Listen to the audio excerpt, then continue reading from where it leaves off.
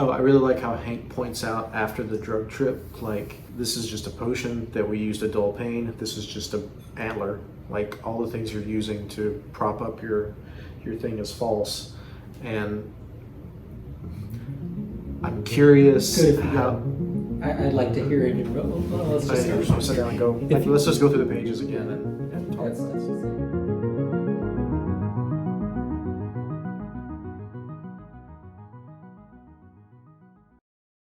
Right up top, we see kind of what we were talking about in the issue on Deep Dive, where we're jumping into conversations between characters, and there may be some, but there's definitely part of the effort that we were talking about to not have the characters explain things to each other that they would just naturally understand because of their history with each other. And so we're just getting snippets of little things that come up in this natural conversation between these characters that will inform the reader about the world, but not necessarily explain things to them.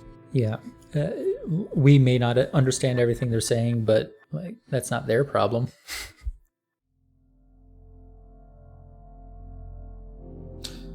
We talked about the wilderness being lush and all that, and we just want to point out the art here was back when we thought of it more as a desert, and so that's kind of how that's represented here.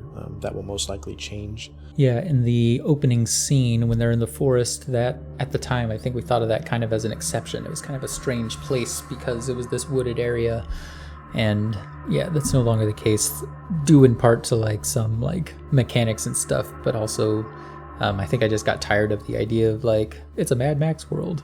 We've got scavenging outlanders riding through the desert, and it just makes sense for it to be a planet. So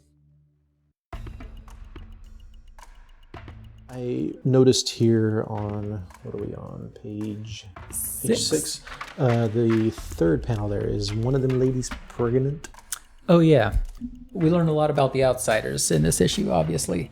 And one of the things that we can pick up about them, and by extension about the world, I think, is they don't seem to be very knowledgeable about biology. When these two ladies are approaching Hank, one of them says, "Take me, I've gotten pregnant before," right? The other woman with her is pregnant, and she says, "Hey, look, I also am capable of conceiving. You should sleep with me. I'll carry your baby with this one." So it's like they don't get how it works.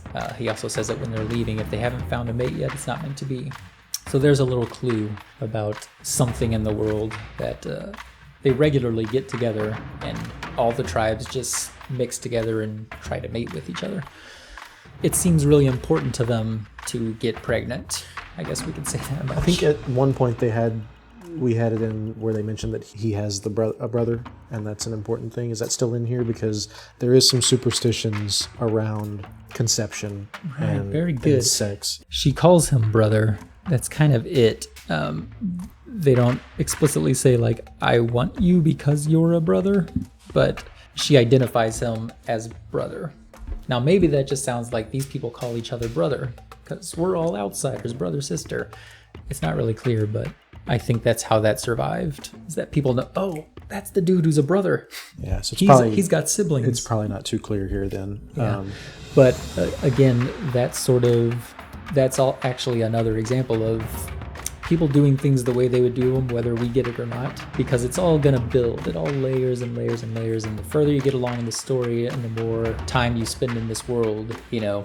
And I think 10 issues from now, if you go back and read issue 1, the way people put things will make more sense. It'll be very, very subtle, but I do think we do pay that off once we get to some of the other places in the wilderness.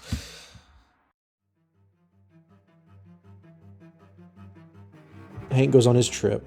I was going to point out that I really liked post-trip Hank's deconstruction of their ritual, and I love the way he does it because it's these things that they hold special, similar to a religious thing, like a Catholic thing where you're drinking the wine and you're eating the body kind of thing. He's just this is just, if he was breaking down a deacon, he'd be like, this is just wine and this is just bread. It's just it's empty symbols, right? Which isn't true to the tribe. They think it's important. But Hank is so fervent in the belief of Donnie's vision that it's very calculated the way he does it.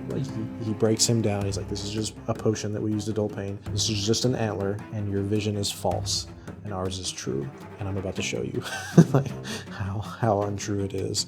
It's like they're both missing each other's point. Like the mystic knows that that's just an antler.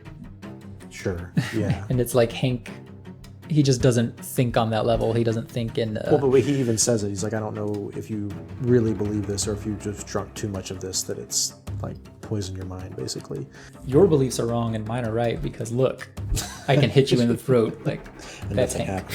happens. So what I was about to say before we started recording is how, kind of like you said, subtle this shift in Hank might appear to the reader, because all they really see him do as we go is confront people about their beliefs and burn down their homes. Yes.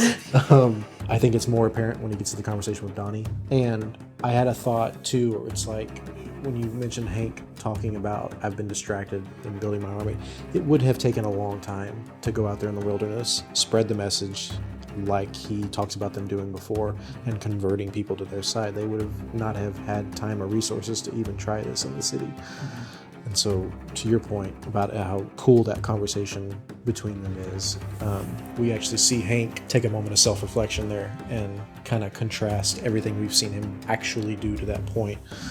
And part of it may just be like, this is just how he knows how to do things with these people. Like, this is how he gets people on his side in the wilderness. Yeah, he's kind of an enigma. And I like that we start the story where it's like you're already off your footing with him. Like we are introduced to Hank mostly by being told that this isn't how Hank is.